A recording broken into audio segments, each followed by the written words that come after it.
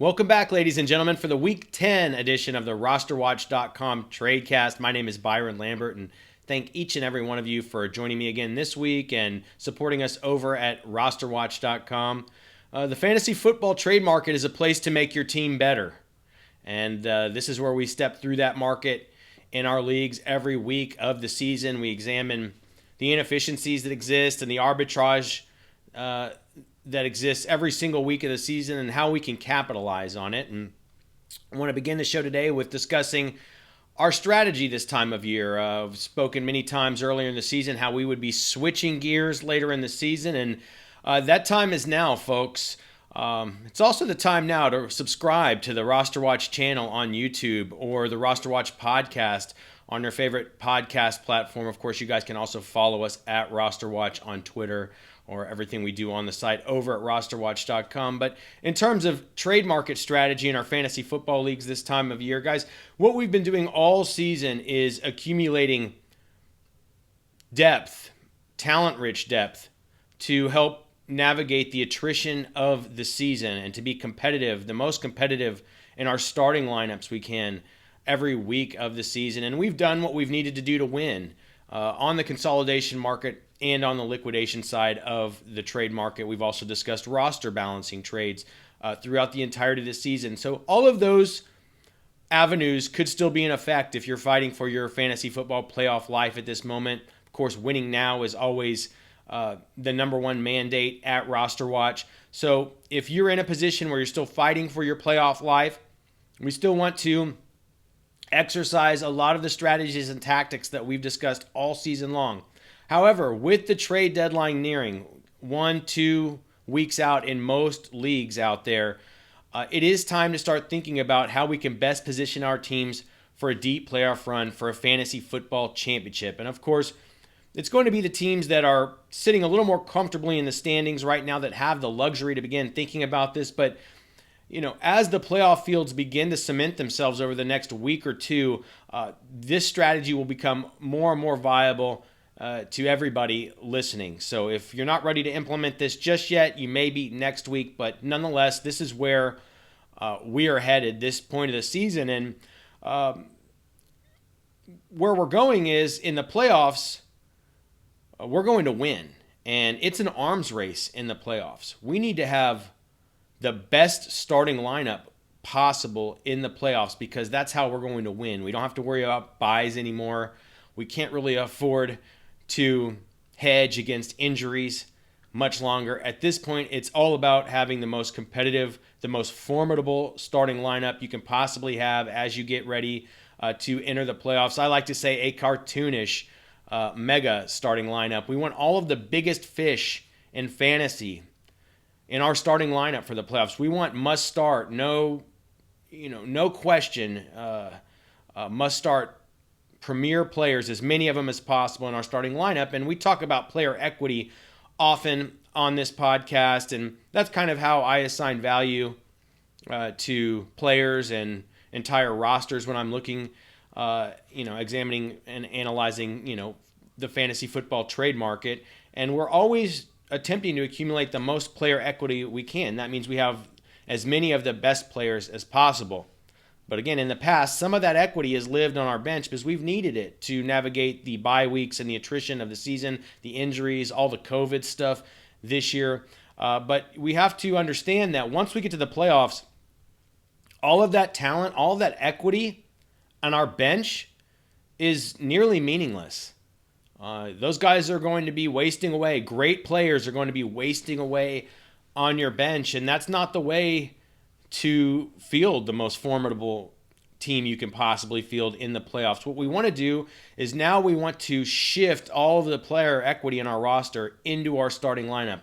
We want to have maximum player equity in our starting lineup for the fantasy football playoffs. And so oftentimes what that means is we are going to continue. We've talked about consolidating an awful lot on this show all year long, but now it's time to start consolidating even some of our best players, even if we have to quote-unquote overpay to go out and pursue the biggest names in all of fantasy football.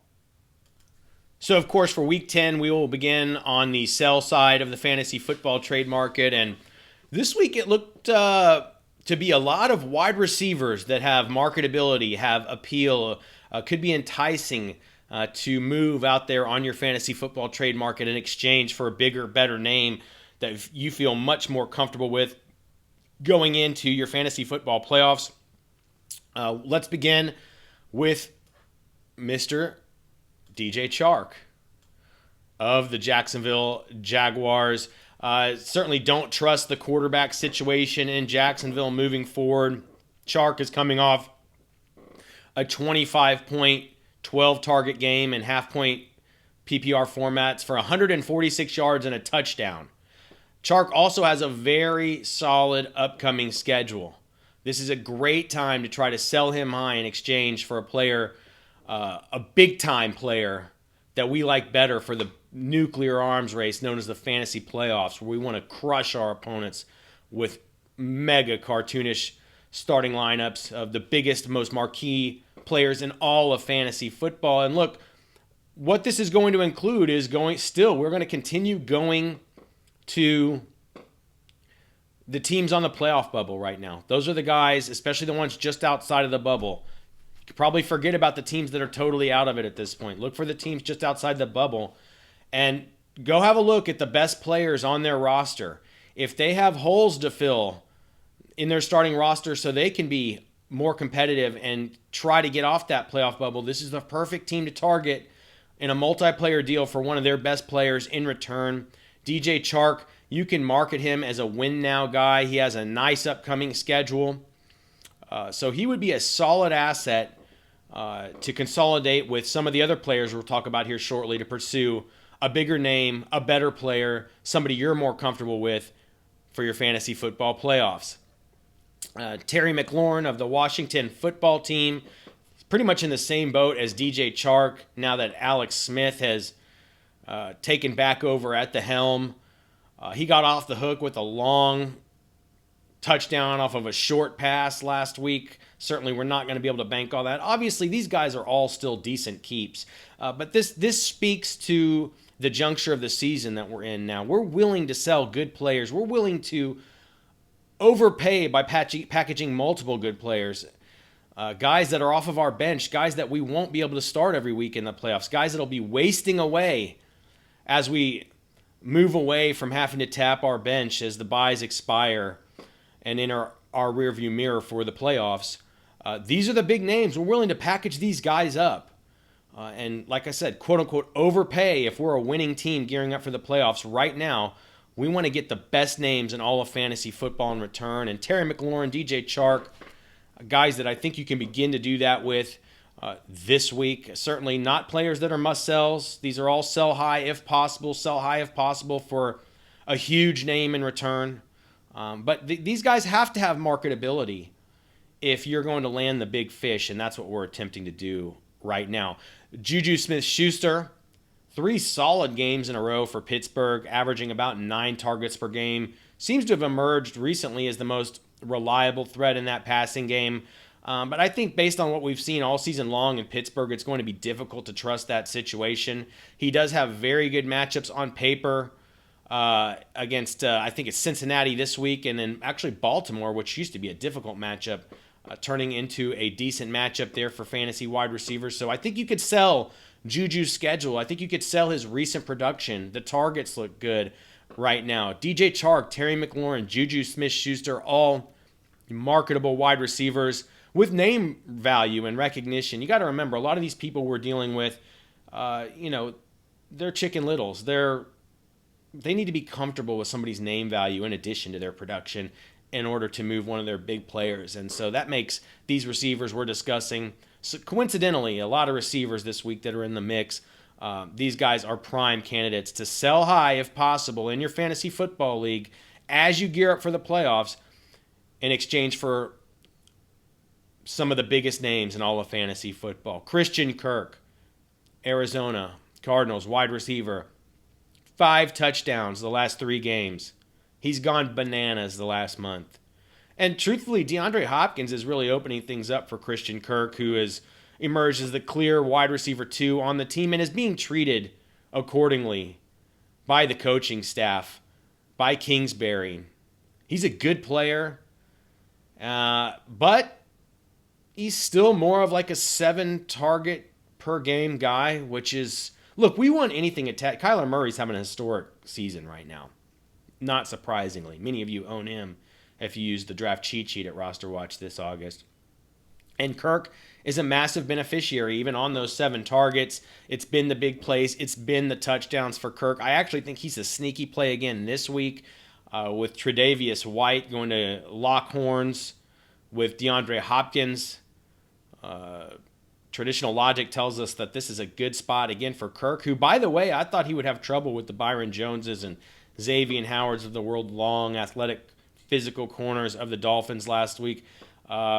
Based on the way the Cardinals used him, didn't really seem to affect things. So I would throw Christian Kirk, who's hot as hell right now in fantasy football leagues, right into that bucket. Again, none of these guys are must-sells, folks. But if you are big game hunting, if you are prepping for the nuclear arms race of your fantasy football playoffs because you're in the top of your standings and you have a talent-rich depth on your bench that you can afford to start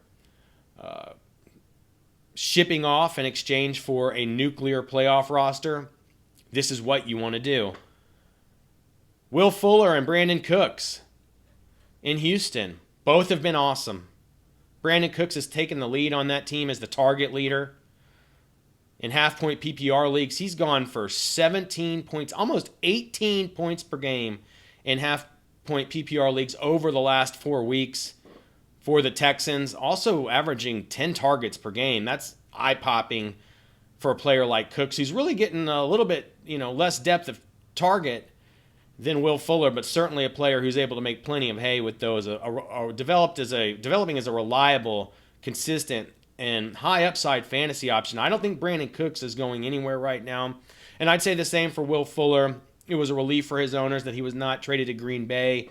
It's been an amazing season for Will Fuller, really outside of, week 2. He's been good just about every week.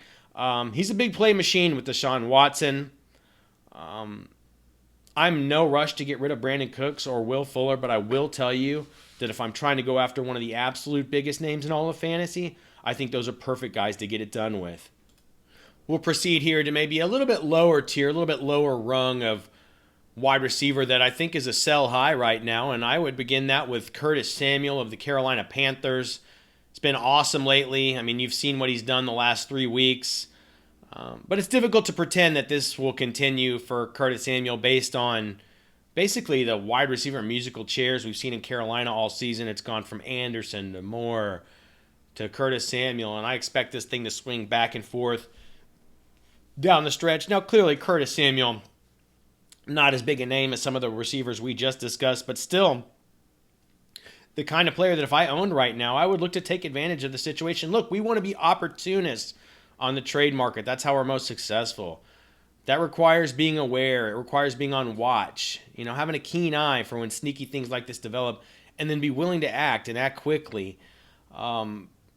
We have Christian McCaffrey, looked great last week. Looks like he'll probably miss this week, sounding like it could be a 1-week injury, so his re-return could be looming somewhat imminently. I think, obviously, anytime he's out, probably provides a little more opportunity for Samuel. So with him out this week and Samuel, a great game log the last 3 weeks, I absolutely think he's got marketability, especially since he's got 3 decent matchups the next 3 weeks before the Week 13 bye. So if I'm a Curtis Samuel owner, more than likely he's a guy I picked up off of waiver wires recently. He's probably a bench guy. Or he's probably just a flex for me. If I can package him up with another good name and get somebody much more rock solid that's basically like a must start in return for the fantasy football playoffs or down the stretch in regular season here, that's what I want to do because I don't want to have to make these difficult sit-start decisions. And Curtis Samuel is a player I think that could swindle us at any moment. Jacoby Myers in New England, I'd put him in this bucket too. Again, not a big name, not like you're going to get a ton for him, but I think he's a guy you can throw in to a team on the bubble that needs somebody like right now. 30 targets over the last 3 games for Jacoby Myers, double-digit points in half-point PPR leagues each of those weeks for the last 3 weeks. They had the big 169-yard breakout last week, and all of our contacts inside the Patriots world on their beat are telling us that he absolutely looks like the best wide receiver on the team, and it's not particularly close. So again, not a big-time name, but if you could take a Jacoby Myers and throw him in a package with another big-name guy or another couple of big-name guys to a team that needs players right now and pick off one of their preeminent players in return, that's what we're looking to do as we switch gears and arm up for the nuclear playoff race in our fantasy football leagues.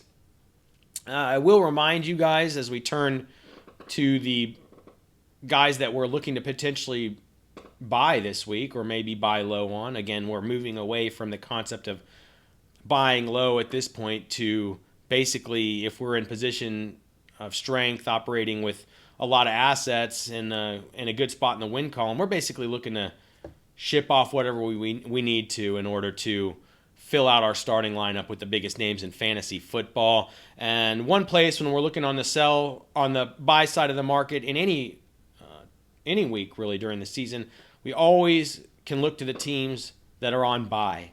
Again, being on buy doesn't necessarily represent buying low on these players, but it creates a purchasing moment that may not have existed otherwise. And again, this jives with the concept that we don't necessarily have to buy low at this point if we're operating from a position of strength, looking to load up for the fantasy football playoffs. So we should discuss that the Atlanta Falcons are on bye this week. Clearly that opens an opportunity for Julio, which seemingly, he's been awesome lately. Seemingly his value will somewhat be tied to Calvin Ridley's return, but I think even aside from that, Julio pretty clearly one of the big fish in all of fantasy you'd be happy to go to war with in your fantasy football playoffs. So if you can get a crack at Julio Jones on the Falcons this week, I think you take a look at it. We'll talk about some injured guys later, like Calvin Ridley, but certainly if you are, in a position of strength where you don't have much to lose by going after a guy like Ridley because you're stacked otherwise, then, there might not be any harm in doing it. And as a matter of fact, it might be really smart because Calvin Ridley, absolutely one of the studs on the season when he's been in there. And then Todd Gurley. I know we've been trying to move away from Todd Gurley, try to sell high on him. And that hasn't been a bad strategy this last week because after we capitalized on riding that big wave of fantasy production that we projected the previous 6 weeks. That said, if I could get a deal on Gurley from a struggling team right now on the bubble and I can bring Gurley back on his bye week, to become a flex or something for my playoff run, I think that's actually a really sneaky, low-impact way to get a meaningful deal done on an impact player for a big-time playoff run. In the same breath, we could look at the Kansas City Chiefs this week, who are also on bye. I would go out on a limb, probably not too far to say that a lot of folks who roster these Chiefs are probably winning teams. So again, you're not going to rip them off, but heck, it's always worth having a look, no harm in taking a look and seeing what's out there. You think about Tyreek Hill, you think about Travis Kelce. I think we're out of the business on either of the Chiefs running backs. Certainly we could be enticed by Patrick Mahomes if somehow there was an opportunity to get him. I'm not sure there will be. But again, we'd be willing to overpay for Travis Kelce, Tyreek Hill, or even Pat Mahomes if we were in the position to do so. We also have the Jets and the Dallas Cowboys that are going to be on bye this week. Not sure there's a whole lot that we're interested in there. Maybe Zeke. Maybe Zeke's a sneaky one, guys. Maybe I should have spent a little more time thinking about Zeke here. Alex and I agree with the return of Zach Martin. That line looks a little better. We should be getting Andy Dalton back soon. People are very down on Zeke Elliott right now. This actually might be a really sneaky time to move in on Zeke as a flex play for your stretch run. The premise of this entire episode and the remaining episodes of this season as we gear up for our playoff run, as we front load our starting lineups with the biggest names in all of fantasy football, is going to be talking about the major studs, kind of regardless of price at this point, because that begins not to matter if it means, it's like we talk about all the time, it's like dying with a bunch of money in the bank. If you don't have anybody to give it to, like what good did it do? Going to the fantasy football playoffs with a studly bench that you'll never use is like dying with a bunch of money in the bank and, nobody to give it to, or, maybe no experiences, not all the experiences that you could have had. I kind of look at it the same way. You're leaving meat on the bone, you're leaving something on the table, and because of that, at some point you say, well, I don't care. This is going to be useless to me. The equity of this player is going to evaporate for me in the playoffs anyways. So what does it matter if I quote unquote ship them off in a deal where I'm overpaying for somebody in return right now? Because the fact is, the guy I'm going to get back in return is going to be more valuable in my starting lineup than this guy was on my bench, along with whoever else you packaged up with him. So, we have to begin with Derrick Henry, one of the beasts of all beasts in fantasy football. A little bit of a down week last week. You're never going to buy super low on Derrick Henry, but again, that's not really the premise here. The premise is to go after the biggest names in all of fantasy football. He's got Indianapolis, Baltimore, and Indianapolis the next 3 weeks. It's a really difficult schedule on paper. So if there's a Derrick Henry team on the bubble, and there could be, because remember, there was a little bit of a tough situation with the Titans with COVID earlier in the season, a little bit of a down week last week. Now they're staring down the barrel of an incredibly difficult 3-week run here as our regular seasons expire. That could be a problem for teams on the bubble. If I'm a winning team, I'm going probably all in on trying to make that make those very points to the Derrick Henry owners in my leagues that are on the bubble and see if I can pick them off for Henry, because he has a really nice strength of schedule weeks 13 through 16 for the winning teams that are already looking ahead to the playoffs. What an absolute nuclear weapon he would be to slide in for that stretch run. Deandre Hopkins, wide receiver, Arizona Cardinals, another guy I'd put in this bucket of major big-time studs that we want to find a way to bring home for the fantasy football playoffs.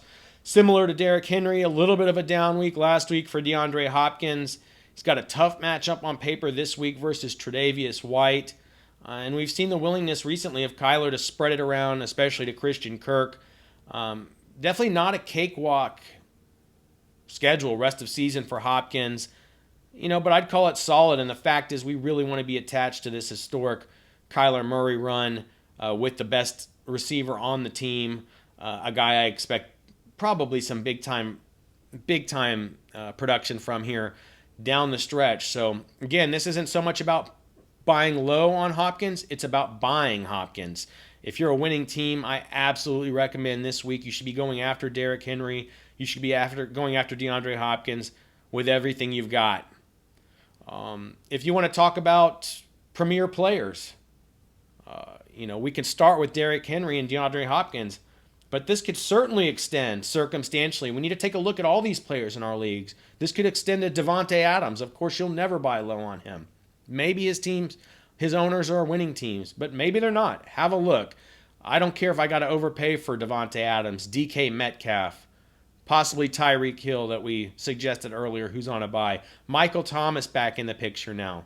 Julio Jones, even notwithstanding the situation with Calvin Ridley, I'm still pretty interested in Julio down the stretch. Guys, go after all those big names. You're going to be able to sleep easy at night. If it doesn't work out, dude, you fired all your bullets. You have nothing to feel ashamed of if you put that kind of roster together with players like that up and down your starting lineup and get sucked out on the playoffs. It wasn't meant to be, but you're putting yourself in the best position possible to win if you do that. On the running back side, take a look. If you can't get Derrick Henry, I doubt the Dalvin Cook owner is losing, but much like Davante Adams, no harm in taking a look. What about the Alvin Kamara owner? What about the Nick Chubb owner? I'd say, guys, I've been preaching, go after Miles Sanders. His owners have been patient waiting for him at this point, but I don't care. If I can get him, I want to look at it. Have a look. Maybe even Aaron Jones. We'll see if Aaron Jones can reclaim the same status he had in that backfield down the stretch, given the way that Jamal Williams looked recently. But I think if, that's an option in your league, I would look long and hard at it. Not a bad player in a very hot offense to slide right into your starting lineup here down the stretch.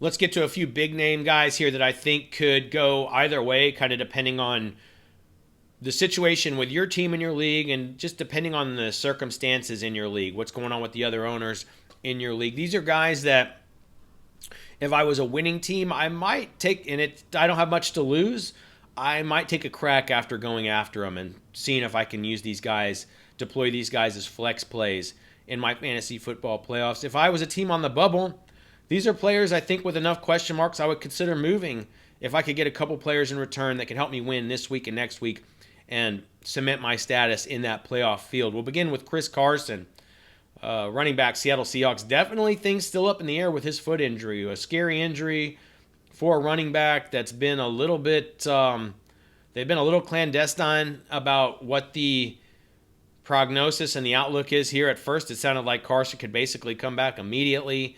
Maybe they're saving him for the playoff run or the stretch run, but Carson, a guy with injury history, certainly doesn't come without risk. And when he returns, does he receive his full workload? I think it's a reasonable question to ask yourself.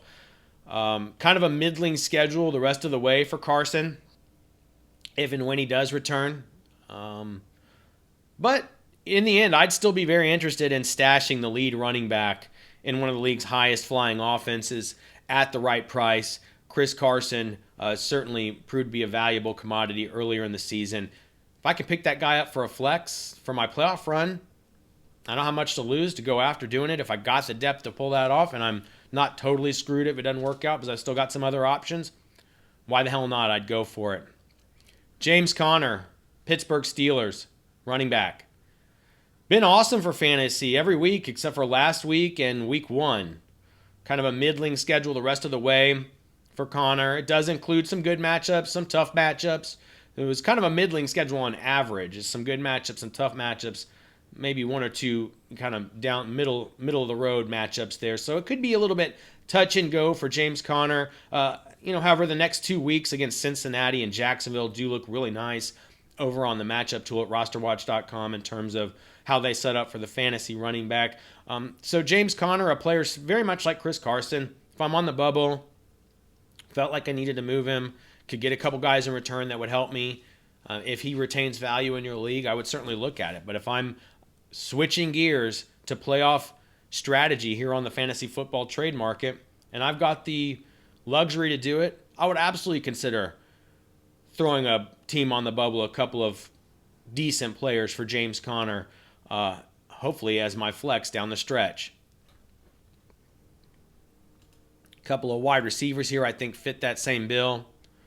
Begin with Mike Evans and Chris Godwin of the Tampa Bay Buccaneers. Kind of a muddled situation at this point. Obviously, people pretty down on what happened last week, and just the idea that now with Antonio Brown back, it stands to reason that everybody's going to be affected in terms of their volume and their upside, their floor, what their overall production is going to be the rest of the way. And can't forget the Bucs still have a Week 13 bye, so you're going to get hit with that, the very last week of your fantasy football regular season. So again, this could go either way depending on your situation, depending on how these players are perceived in your league. It's pretty tough matchups from now until Week 13 on paper for Evans and Godwin, all the Bucs wide receivers at this point too. So clouded situation, but big enough names, good enough players attached to a good enough offense that if I'm somehow picking them up as like flex plays for my fantasy playoff run, I could still be very interested in doing so. If I'm on the bubble right now and these guys retain value in my league, maybe to a winning team that has that kind of notion, I don't think it's the worst thing to think about moving them.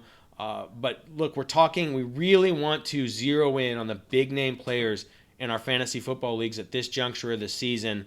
And certainly Mike Evans, Chris Godwin fit the bill. So does Tyler Lockett in Seattle. Can't put him in the same bucket with DK Metcalf, who we're willing to basically risk everything to pursue and to bring home for the fantasy football playoffs. We know what Tyler Lockett is. At the end of the year, he's going to have big stats that make him a really good fantasy player, probably a low-end wide receiver 1 or high-end wide receiver 2, but we do know that he comes with a massive outburst and then some quiet weeks, and that's what we've seen the last 2 weeks. 2 very quiet weeks in matchups that were supposed to be decent, on the heels of that monster Week 7, that epic, historic Week 7 performance. It's kind of a hit or miss schedule the rest of the way for Tyler Lockett.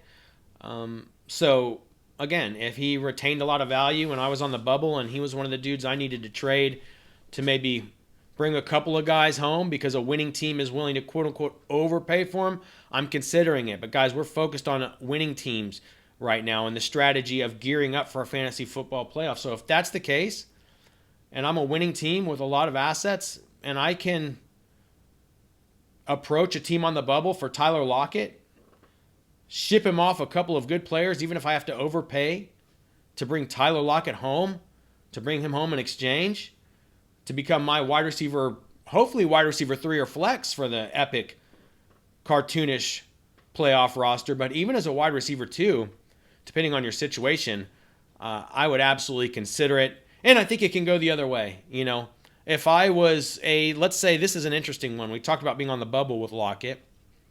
We talked about being a winning team that pursues Lockett to slide him into our flex or wide receiver 3 for the playoffs. What if we're a winning team that owns Lockett? I think he's a great candidate to package up for a bona fide stud. Why not take Tyler Lockett, take one of these other guys we've talked about, and go after DeAndre Hopkins? That'd be a winning move. Let's get to a couple of the injured guys that we talk about every week, the big-name injured guys that represent an opportunity for winning teams to bring home some imposing, preeminent players for the stretch run. Christian McCaffrey, we couldn't begin really anywhere else. Looked like it was going to be impossible to get back in the trade market for Christian McCaffrey after an outstanding return last week. But he's out again with an injury. Does sound like it could only be a 1-week injury, so I'm not sure exactly what opportunity this is going to represent in your league. But I know teams on the bubble in my leagues that own McCaffrey. It would probably take a king's ransom to get him off their hands. But if I was in position to do it, you guys saw all you needed to see last week. I would offer a king's ransom for McCaffrey in a heartbeat if that opportunity existed for a winning. If I was a winning team in my league, I think we could still talk about Austin Eckler. You guys are going to. You saw Kalen Ballage, Justin Jackson's hurt now. Josh Kelly has really devolved into not a very good play this year. Watch out for the news on Austin Eckler. And guys, everything we're talking about today is going to basically be the strategy that takes us through the next few weeks until our trade deadlines expire in our league. So if it's not this week for Eckler, remember, next week, start looking at Eckler. You know, determine what your situation is. Maybe you're a winning team that can get him for super cheap, and you're not worried about playing him for another 3 weeks or whatnot, 4 weeks. I mean, that would be an amazing move because you see how good the offense is with Herbert. I think if you could get Eckler back in healthy at the end of the season, that would be a nice boost.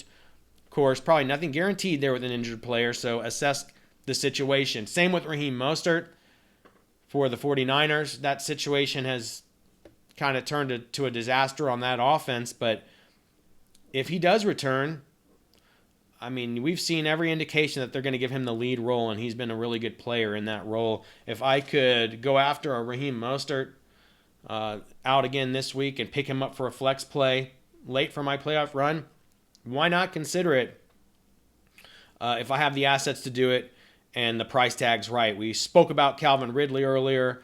Certainly, you need to assess his situation. If you could bring him home, that's a big-time name who was a monster before the injury.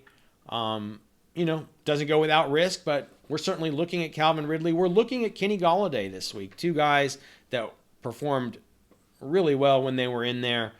We don't have certainty about their injury situations. We're a little nervous about their injury situations, but probably so are their owners. So, again, it's a luxury trade.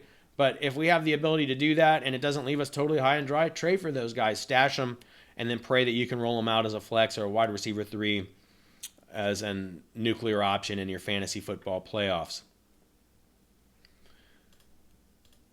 I think we could discuss Adam Thielen and Justin Jefferson of the Minnesota Vikings as well. Guys that have kind of fallen off. Certainly not preeminent dudes, but guys you wouldn't mind in a competitive league having as a wide receiver 3 or a flex for your playoff run. It's kind of a middling schedule the rest of the way, but they do get a 3-game home stretch from Week 11 through Week 13 that I think will serve them pretty well. So I would consider taking a look at the Vikings wide receivers in my league and see what the situation is with them. I would also consider Jonathan Taylor of the Indianapolis Colts, the rookie running back. Everybody's super down on him right now. I actually think he's one of those sneaky trades at this moment. There's nothing guaranteed, but there's not going to be much risk associated with the price tag. And Jonathan Taylor has an amazing schedule. You guys know I've been talking about this for a week or two on here. Amazing schedule from now through week 15. He has 6 top 9 matchups over this stretch through the most critical juncture of the entire fantasy football season. And not only does he get 6 top 9 matchups these next 6 weeks, but 2 of those are the number 1 matchup in all of fantasy against the Houston Texans. Nothing guaranteed. It could be a split backfield. I don't care. In a competitive situation, if I can get in on Jonathan Taylor to an unsuspecting owner who's down on him for pretty cheap, I think it's low risk. Get that guy on your team and start prepping him to be a flex for your late season and playoff run. I might also take a look at Hollywood Brown. I know it's been a disappointing season, low volume passing offense. It just doesn't look good. And even though he's kind of like the number 1 wide receiver, it feels a little bit thin to play every single week. So again, not a guy that we're going way out of our way for. I think this depends on how competitive your situation is, how competitive your league is. But with 3 top 7 matchups during the fantasy football playoffs, teams with foresight in competitive leagues might be shrewd to look at adding Hollywood Brown as a wide receiver 3 or a nuclear flex option for the big time run when all the money's on the line. Last but not least here, we've always seemed to uncover a tight end in many weeks on the show this year. And this week, no different. It's been a tough position to solve rest of season.